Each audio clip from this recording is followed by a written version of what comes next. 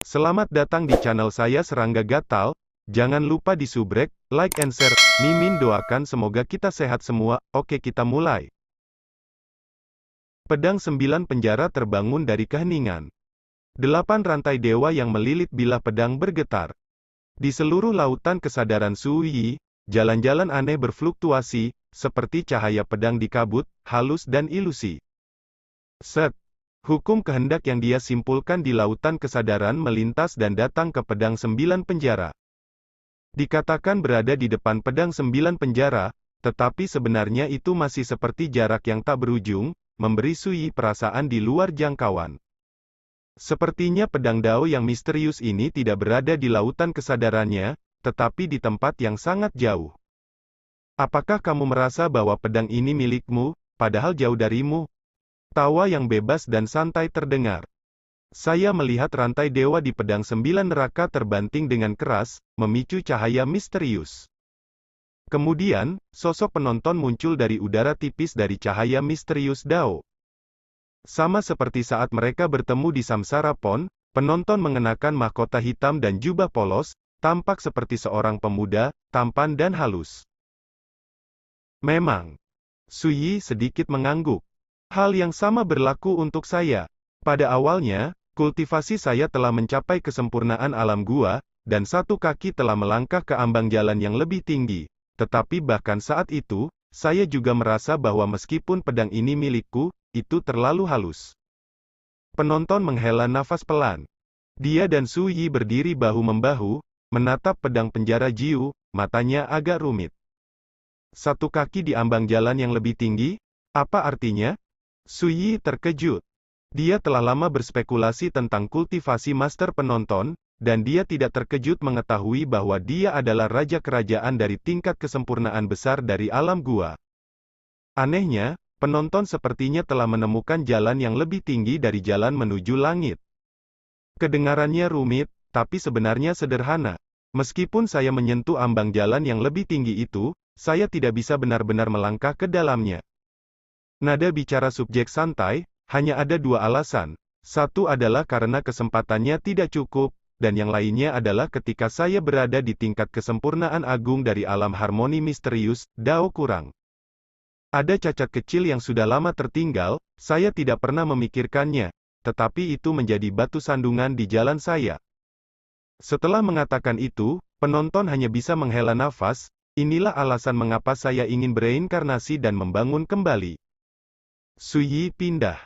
Baru kemudian saya menyadari bahwa ada kekurangan jalan, dan akan ada konsekuensi serius di jalan di masa depan. Hal-hal ini, ketika Anda sepenuhnya mewarisi kekuatan Taoisme saya, secara alami akan menjadi jelas. Bagaimanapun, kita adalah orang yang sama. Satu-satunya perbedaan adalah bahwa saya adalah salah satu dari kehidupan Anda sebelumnya. Guanzu berkata, sebelum kesadaran sisa saya benar-benar hilang, Anda dan saya membicarakan beberapa urusan serius. Bisnis. Su Yi terkejut. Ya, ini masalah serius terkait pedang 9 penjara. Taoisme, dunia ketujuh. Sebelum saya bereinkarnasi, saya tidak tahu apa-apa tentang karma kehidupan sebelumnya, di pedang 9 penjara. Belum lama ini juga Anda bertemu dengan pedang dunia di tepi kolam reinkarnasi, dan secara tidak sengaja membuat saya sedikit sadar dari rantai ilahi itu, dan kemudian saya menyadarinya. Beberapa cara dan mempelajari sesuatu yang berhubungan dengan generasi ketujuh. Hati Su Yi terkejut, dia menahan rasa ingin tahu dan mendengarkan dengan sabar. Saya melihat tatapan aneh di mata pengamat, generasi ketujuh kami, bernama Shenmu, baru berusia 23 tahun ketika dia dihancurkan oleh seorang wanita, pikirannya hancur dan dia meninggal. Kekuatan karmanya disegel pada rantai dewa ketujuh dari pedang 9 penjara, dan reinkarnasinya. Ini aku. Penjaga itu menyentuh hidungnya, dan sudut bibirnya berkedut, seolah dia merasa sedikit malu. Su Yi tertegun sejenak. 23 tahun, dihancurkan oleh seorang wanita dan meninggal? Kehidupan ketujuh ini terlalu tak tertahankan, bukan? Dia tidak mudah. Penonton sepertinya melihat melalui pikiran Su Yi dan berkata, jangan menyebutkan hubungan kita dengan Shenmu, hanya dari sudut pandang orang luar, dia jelas merupakan bakat paling menakjubkan yang pernah saya lihat. Ilmu pedang tidak ada seorang pun dengan penyihir dengan pemahaman tertinggi. Su Yi terkejut. Penonton telah berada di langit berbintang selama bertahun-tahun, dan dianggap sebagai tokoh mitologi kendo yang paling mempesona. Tapi dia berkata, berdasarkan apa yang dia lihat, tidak ada yang bisa menandingi Shen Mu dalam hal bakat dan pemahaman kendo. Siapa yang tidak kaget dengan ini? Jangan membicarakan orang lain, kau dan aku, yang jauh lebih rendah darinya dalam hal bakat dan pemahaman. Wilayah. Pada usia 17 tahun, setelah melewati pintu hidup dan mati, aku menerobos dan memasuki alam raja. Pada usia 23, dia telah mencapai puncak gua, dan jalan menuju langit dari Jianzhen.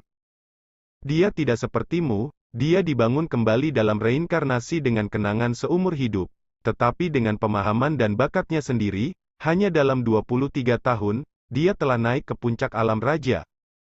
Omong-omong, penonton memandang Su Yi, apa pendapatmu tentang monster seperti itu? Su Yi menarik napas dan berkata, benar-benar sulit dipercaya, belum pernah terjadi sebelumnya. Penonton juga menunjukkan sedikit rasa iri, dan bergumam, kami jelas orang yang sama, tetapi bakat dan pemahamannya sangat berbeda. Itu benar-benar menjengkelkan. Su Yi menstabilkan pikirannya dan berkata, bagaimana bisa seorang wanita seperti dia merusak pikirannya? Guru menggelengkan kepalanya dan berkata, saya tidak tahu, satu-satunya rahasia yang dapat saya rasakan adalah ini, dan saya hanya tahu bahwa ketika Shen Mu telah menembus jalan yang lebih tinggi dari alam ketiga surga, suasana hatinya hancur, dan dia meninggal tiba-tiba. Hai wanita! Ini adalah kematian, dan itu tidak akan mati karena gangguan mental, itu pasti terbunuh oleh emosi wanita itu. Su Yi. Spekulasi semacam ini, dia tidak menilai dengan baik. Saya memberitahu Anda ini, bukan untuk menyarankan Anda menjauh dari wanita, tetapi untuk berhati-hati dan menghindari langkah kaki Shen Mu. Guanzu mengingatkan saya dengan lembut, dan melanjutkan, selain itu, saya curiga bahwa barang lama dari Paviliun Jiutian. Yah, dia adalah kepala sekolah Paviliun Jiutian, dan kemungkinan besar dia tahu sesuatu yang berhubungan dengan Shen Mu. Karena dia menyebutku pria tak berperasaan, tanpa alasan saat itu, dan dia meneleponku lebih dari sekali, dan mengatakan bahwa aku akan dihukum cepat atau lambat. Di masa lalu, saya tidak pernah menganggapnya serius dan menganggapnya sebagai omong kosong. Tetapi setelah memahami beberapa hal tentang Shen Mu, saya merasa ada yang tidak beres, lelaki tua dari Paviliun Jiutian. Itu kemungkinan besar dia sudah melihatnya. Aku adalah reinkarnasi dari Shen Mu. Mendengar ini, mata Su Yi menyusut dengan tenang. Dia ingat bahwa dahulu kala, kepala sekolah Paviliun Jiutian sedang mencari seseorang yang dapat menahan hukum surga. Saya juga ingat jejak jiwa yang saya temukan di jiwa King Wan belum lama ini, dan Xiao Tianqi yang tampak persis seperti King Wan. Kondisi pikiran Shen Mu dihancurkan oleh seorang wanita, dan kepala sekolah Paviliun Jiutian tampaknya telah lama mengetahui bahwa Guanzu adalah reinkarnasi dari Shen Mu, dan pernah mengutuk Guanzu sebagai orang yang tidak berperasaan. Bung, apakah ini berarti bahwa kepala sekolah Paviliun Jiutian juga tahu siapa wanita yang membunuh Shen Mu? Memikirkan hal ini, Su Yi merasakan hawa dingin di punggungnya. Jika kesimpulannya benar, dalam keadaan seperti ini, mengapa kepala sekolah Paviliun Jiutian mengatur King Wan untuk muncul di sampingnya? Mungkinkah King Wan dan Xiao Tianqi memiliki hubungan keluarga dengan wanita yang membunuh Shen Mu? Bagaimanapun, King Wanze dan Xiao Tianqi adalah orang yang sama, dan tuan mereka adalah kepala sekolah Jiutiange. Untuk sesaat, suasana hati Su Yi melayang, dan pikirannya penuh dengan pikiran. Dia langsung memberitahu penonton tentang spekulasinya. Lagi pula, jika Shen Mu adalah pria yang tidak berperasaan, wanitalah yang seharusnya dalam keadaan pingsan, dan pria tua dari Paviliun Jiutian itu tidak perlu keluar dan mencari keadilan. Setelah jeda, dia melanjutkan, juga, waktunya tidak cocok, dan identitasnya tidak cocok. Satu-satunya hubungan antara hal-hal ini mungkin adalah Shen Mu. Su Yi menarik napas lega dan berkata, itu bagus. Tuan berkata, tentu saja, dia dulu memusuhi saya, dan sekarang dia bersedia menggunakan segala cara untuk berurusan dengan Anda. Dapat dilihat bahwa dia membenci Anda dan saya. Saat bertemu denganmu di masa depan, yang terbaik adalah menekannya dulu, lalu menginterogasi hal-hal ini. Petik 2. Suyi mengangguk. Bahkan jika penonton tidak mengatakan apa-apa, hanya berdasarkan hubungan antara King Wan dan Xiao Tianqi, dia akan pergi ke paviliun Jiutian cepat atau lambat. Kamu harus mengingat hal ini selanjutnya. Ekspresi Guanzu tiba-tiba menjadi serius. Suyi membeku di dalam hatinya dan mengabaikan pikirannya yang mengganggu. Kualifikasi untuk kehidupan lampau lainnya. Misalnya, setiap kali ranah Anda menembus level, atau ketika Anda menemukan semacam peluang, ada harapan untuk membuka segel yang ditinggalkan oleh kehidupan sebelumnya dari pedang 9 penjara.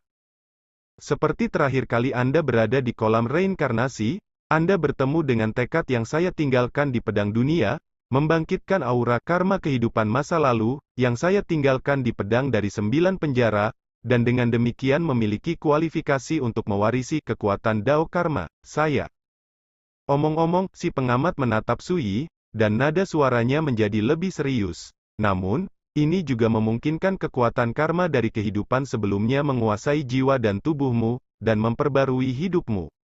Kesempatan untuk hidup. Kamu bisa memahaminya sebagai arti lain dari penjarahan? Suyi mengerutkan kening. Aku dari kehidupan lampau, ambil aku dari kehidupan ini? Atau, bisa juga dipahami bahwa semua jenis kehidupan lampau adalah kepribadian saya yang lain? Suyi mengerti. Apakah kamu takut? Guanzu bertanya. Suyi berkata ringan, apakah kamu perlu takut? Guru tercengang dan berkata, jangan khawatir. Ketika Anda mewarisi dan mengintegrasikan karma kehidupan saya sebelumnya, kecelakaan ini akan terjadi. Suyi berkata tanpa ragu, jika ini masalahnya, aku akan bunuh diri terlebih dahulu, dan tidak seorang pun dari kita yang ingin hidup. Penampil. Setengah suara, dia mengangkat ibu jarinya, cukup. Suyi tersenyum dan berkata, ini hanya rencana terburuk, ketika saya mengintegrasikan kehidupan masa lalu saya akan mencoba bersikap sopan dan menggunakan kekuatan saya sendiri untuk menaklukkan. Guru tersenyum dan berkata, memiliki semangat ini sudah cukup. Setelah jeda, dia merenungkan, mewarisi Taoisme saya pasti akan memiliki ikatan dengan sebab dan akibat dari hidup saya, tapi kamu adalah kamu, bukan saya. Anda dapat mengabaikan sebab dan akibat. Suyi terdiam beberapa saat, lalu tiba-tiba berkata, apakah kamu memiliki keinginan yang belum terpenuhi? Guanzu menghela nafas, matanya sedikit rumit, dan berkata, hidupku. Aku telah tenang, terlibat dalam pedang, tidak pernah menikahi seorang istri, tidak pernah punya anak, kecuali koleksi hijau selain Tang sebagai murid, hanya ada pelayan tua di sisinya. Dia Wei tua, satu kakinya lumpuh, tapi dia dengan keras kepala menolak untuk menyembuhkan kakinya. Di kedalaman langit berbintang, orang lain memanggilnya Wei lumpuh. Suara Guanzu menjadi sedikit rendah dan sunyi, jika kamu melihatnya di masa depan, katakan padanya untukku, sembuhkan kakimu, dan pergilah ke rumahmu sendiri ayo, jangan tunggu aku kembali. Suyi mengangguk dan berkata, pasti. Tuan merenung sejenak, seolah-olah dia tidak bisa melepaskannya, dan berkata, pengalaman hidup King Tang sangat istimewa, gadis kecil ini memiliki pengalaman buruk. Hidup, dan semua anggota keluarganya terbunuh. Alasannya, ketika Anda mengintegrasikan kekuatan Taoisme saya, Anda secara alami akan mengerti. Jika memungkinkan, saya harap Anda dapat membantunya. Suyi terkejut dan berkata, oke. King Tang adalah satu-satunya murid Guanzu. Tapi, bukankah dia murid kecilnya sendiri? Pada titik ini, pengamat tampak benar-benar lega dan bebas, dan tersenyum, oke. Ini adalah hal-hal yang tidak saya ketahui dalam kehidupan sebelumnya, saya. Karma telah diberitahukan kepadamu sekarang bahwa kamu akan memperhatikan jalanmu sendiri di masa depan. Ketika Master mengatakan ini, dia menatap Suyi dan berkata, jangan berpikir saya bertele-tele, setelah mengintegrasikan kekuatan Taoisme saya akan jadilah kamu, tapi kamu harus ingat bahwa kamu adalah kamu. Suaranya masih mengambang, dan sosok itu menjadi sangat kabur dan ilusi, secara bertahap menghilang. Di pedang 9 penjara, Rantai Dewa ke-8 bergetar hebat, hancur, dan berubah menjadi hujan cahaya tanpa akhir. Pada saat itu, Su Yi sangat menyadari bahwa di 7 rantai ilahi lainnya, satu demi satu kekuatan karma tampaknya terbangun dari keheningan abadi. Terdengar. Mungkinkah kekuatan Taoisme di kehidupan sebelumnya telah memperhatikan bahwa kekuatan Taoisme pengamat telah berubah? Su Yi terkejut. Pedang 9 neraka tiba-tiba mengeluarkan teriakan pedang yang tebal dan besar. Jika 7 rantai ilahi lainnya ditekan, mereka semua terdiam. Dan Dao Guangyu, yang mewakili Taoisme dari kehidupan masa lalu penonton, sepenuhnya terintegrasi ke dalam pedang 9 penjara dan berubah menjadi merek. Tapi baginya, hal yang paling membahagiakan dalam hidup adalah mencari pedang. Gambar pengalaman dan kenangan yang tak terhitung jumlahnya menyebar seperti gelombang dalam tubuh dan pikiran Su Yi. Segala sesuatu tentang Guanzu terintegrasi sepenuhnya ke dalam kehidupan Su Yi, dan tidak ada kelainan atau bahaya. Karena Guanzu adalah kehidupan masa lalunya, dan dia adalah Guanzu. Bagi Su Yi, mewarisi kekuatan karma Tao sama persis seperti ketika dia berusia 17 tahun di kehidupan ini ketika dia membangkitkan ingatan akan kehidupan sebelumnya di kota Guangling. Tidak ada hambatan atau konflik. Ini membuat Su Yi semakin bertekad. Pandangan Tuhan, hina menggunakan cara merampok diri sendiri untuk menjadi dia. Aku adalah kamu dan kamu adalah aku, tapi, aku adalah aku. Keinginan yang telah lama saya dambakan dari kehidupan lampau, kebebasan harus dipenuhi oleh saya. Su Yi berbisik dalam hatinya. Di waktu berikutnya, Su Yi mulai melihat ke belakang dan memilah pengalaman dan ingatan masa lalu, Guanzu. Di kedalaman langit berbintang, ia dikenal sebagai 100 alam bintang. Hanya di 10 alam bintang teratas, ada kekuatan teratas yang dianggap sebagai raksasa bintang. Di antaranya adalah Tianqi Star Realm tempat Pavilion Jiu Tian berada, Big Dipper Star Realm, tempat Huax Xinzai berada, dan Tosat Machine Star Realm, tempat Tai Yi Daomen terletak. Mereka yang disebut raksasa, semuanya memiliki kesempurnaan agung alam gua. Kekuatan ini seperti tangan hitam yang bersembunyi di balik layar, pertama menggunakan Shen Xiao Sword Court untuk menghancurkan klan Jiang kuno, dan kemudian menyerang Shen Xiao Sword Court.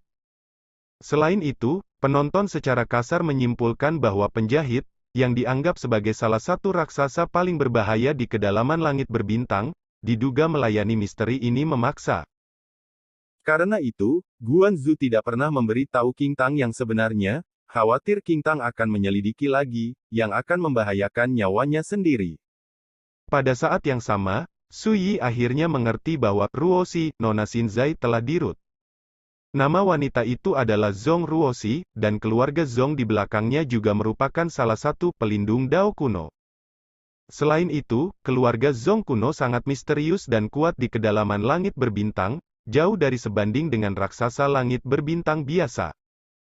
Selain itu, ada hubungan yang baik antara pelukis leluhur Huax Xinzai dan keluarga Zhong kuno, itulah sebabnya mengapa identitas Zhong Ruoshi begitu istimewa.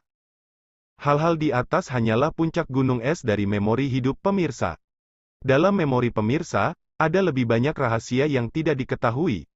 Misalnya, Dewa Nelayan, pemimpin sekte Dewa Galaksi, ditekan oleh penonton dengan pedang dunia manusia di tempat terlarang bernama Laut Ketidakpastian. Dan sekarang, Su Yi sedang memilah dan mengintegrasikan kenangan ini. Selama proses ini, seluruh pengalaman dan kognisi pribadinya telah mengalami perubahan yang mengejutkan. Dapat diramalkan bahwa ketika Su Yi sepenuhnya mengintegrasikan kekuatan Tao Guanzu, dia adalah penontonnya. Tuhan adalah dia. Tapi pada akhirnya, dia adalah dia. Adalah Su Yi yang menguasai ilmu pedang di dunia ini. Sekian dulu update-annya, tunggu lanjutannya di channel saya Serangga Gatal, di subscribe ya guys. Terima kasih.